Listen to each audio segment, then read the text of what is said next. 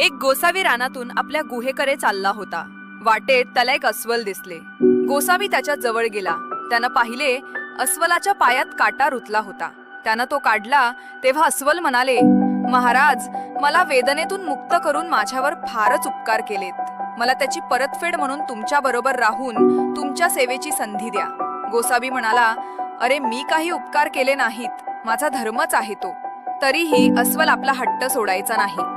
शेवटी गोसावी त्याला आपल्या बरोबर गुहेत घेऊन गेला. गोसावी विश्रांतीसाठी झोपला तेव्हा त्याच्या तोंडावर माशा बसत होत्या. गोसाव्याची सेवा करावी म्हणून ते अस्वल या माशांना मारू लागले, हाकलू लागले.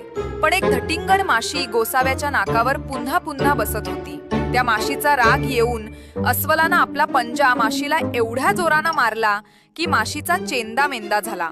पण गोसाव्याचे नाकही तुटले व त्याचा चेहरा विद्रूप झाला. तात्पर्य, शहाण्याचे सेवक व्हावे पण मूर्खाचे मालक होऊ नये. काही वेळा चांगल्या संगतीचा वेगळाच परिणाम होतो.